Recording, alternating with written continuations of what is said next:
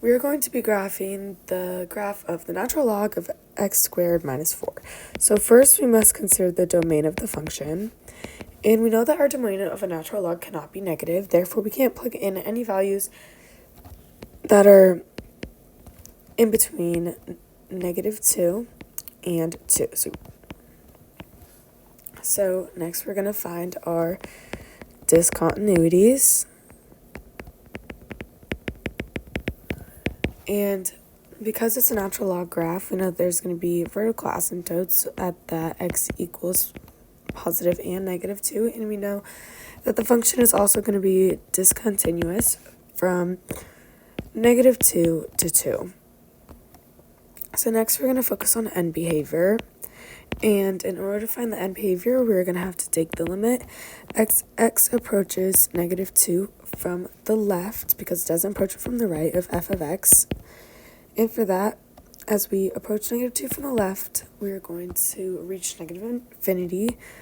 And then we're also going to have to take the limit as x approaches 2 from the right, because we can't approach 2 from the left because it's discontinuous. And for that, we're also going to get negative infinity as we approach 2 from the right.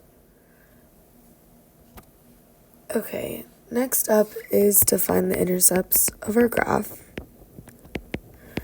And in order to find y-intercepts, we have to set all of the x's in the function equal to 0. So if we're doing f of 0 equals the natural log of 0 squared minus 4, that ends up equaling the natural log of -4, but we cannot do that because we can't take the natural log of a negative number. Therefore, there will be no y-intercepts. But we could have guessed this because we knew our domain was discontinuous between -2 and 2. Therefore, the function would obviously not have a y-intercept. So next are x-intercepts. And for this, we set the function equal to 0. So we have 0 is equal to the natural log of x squared minus 4. In order to solve this, we have to log loop the equation. Therefore, we get e to the 0th power is equal to x squared minus 4. E to the 0th power is 1, so we can do 1 is equal to x squared minus 4. We can move the -4 over to be add 4, and then do x squared is equal to 5. So then we have x is equal to positive negative square root of 5. And now, because these points are important, we should take the decimal number, the exact number, or a more exact, easier number to graph. So positive and negative root 5 is equal to 2.236, and also negative 2.236, because we have to take both the positive and negative when we square root something. So next is checking for symmetry. In order to check a graph for symmetry, we plug in -x for all of the normal x's. So when we plug in -x, we get the natural log of -x squared minus 4. And so that would equal to the natural log of x squared minus 4, which is just the normal f of x function.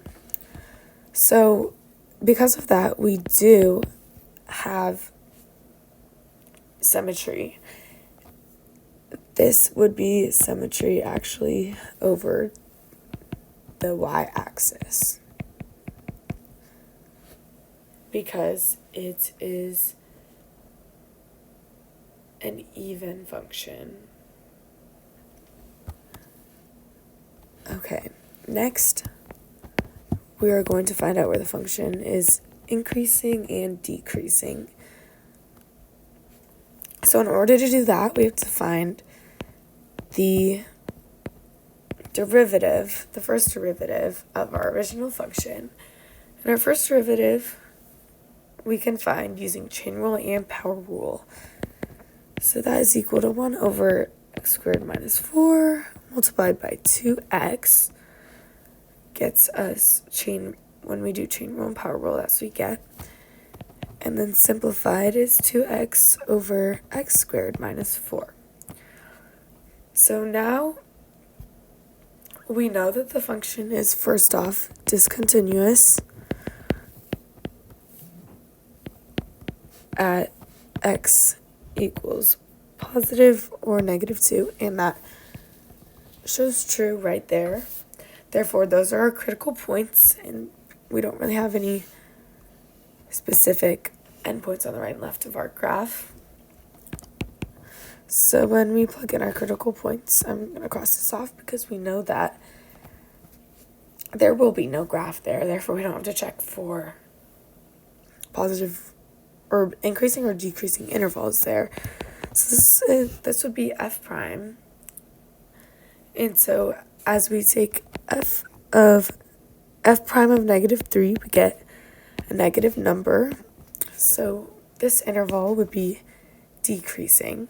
And as we take f prime of positive 3, we get a positive number. Therefore, this interval is increasing. So we know that f is increasing from 2 to infinity, and f is decreasing from negative infinity to 2.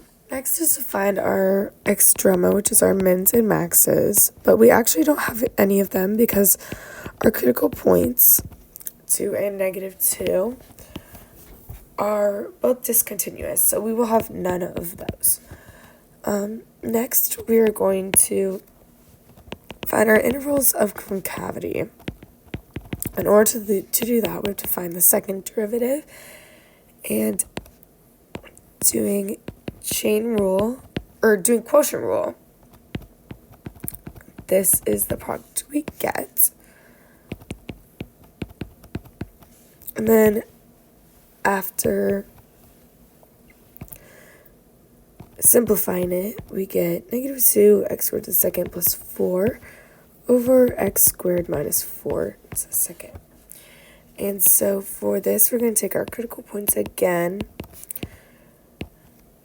and we're going to plug it in for x double prime. So x double prime of negative 3 is less than 0, therefore it's negative, and f double prime of positive 3 is also less than 0, so it's also negative. So our function, f of x, is concave down because our f prime is increasing from negative infinity to 2 and 2 to infinity. Okay, now we're going to do inflection points.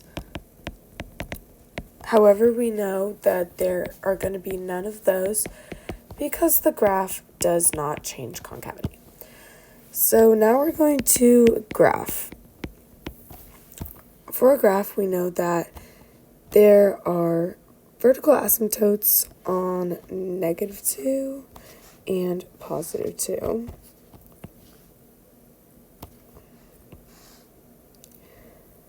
And we know the x-intercepts, but that's about it. So we're going to make a table to find some more points. And for my numbers, I chose negative 5, negative 2.1, 2.1, and a positive 5. So for negative 5, you get a value of 3.045, and you also get that for positive 5, and then negative 0.1, I got 0.892, and I got that for both of those as well. So now we're going to put our x-axis in, which are about here and here. Then we're going to do the points that I did myself, or that we decided to plot. Just about here, and then here. And we know the graph is decreasing from negative infinity to negative 2, and that is increasing. Oh wow, that was bad. Increasing from positive 2 to infinity. And that's what our graph is going to look like.